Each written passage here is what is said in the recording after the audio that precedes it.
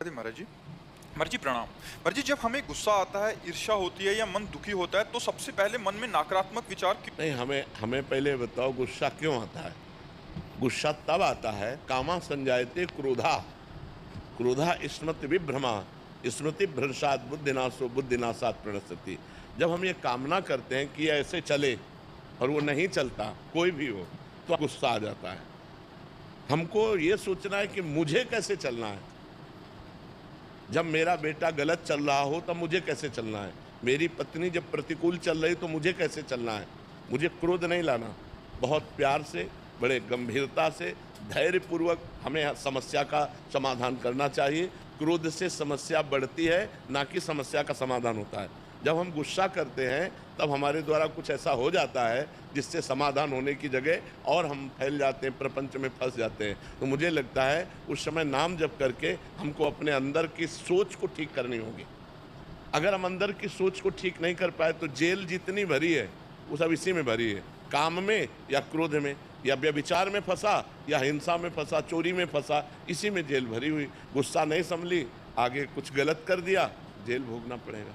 तो हमें लगता है हम उस समय अपनी सोच को कंट्रोल कर सकें, उसके लिए भगवान का भजन है। भगवान के भजन में बहुत बड़ी सामर्थ्य है, बड़ी सामर्थ्य है।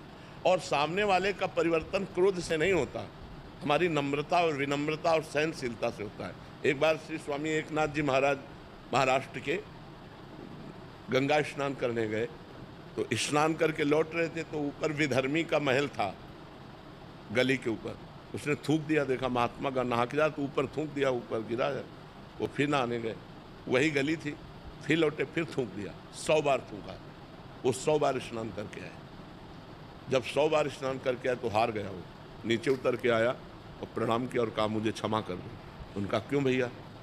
बोले मैंने 100 बार आपके ऊपर थूका, अपराध किया। बोले नहीं, आपने बड़ी कृपा की।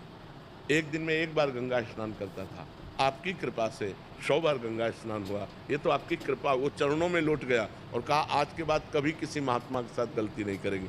विनम्रता और धैर्य ने उसको बदल दिया।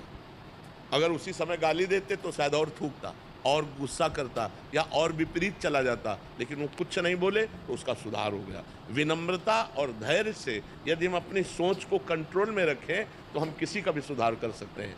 गुस्सा से सुधार नहीं होता, गुस्सा से और हानि हो जाती है, सुधार की गुंजाइश नहीं। जैसे छोटे छोटे बालकों को आप बार बार प्रताड़ित करते रहें तो उनके अंदर आपके प्रति जो अश्रद्धा पैदा होगी, जब वो जवान होंगे तब वो आपका अनादर करेंगे कि ये बहुत दुष्ट हमारे साथ ऐसा ऐसा करता रहा।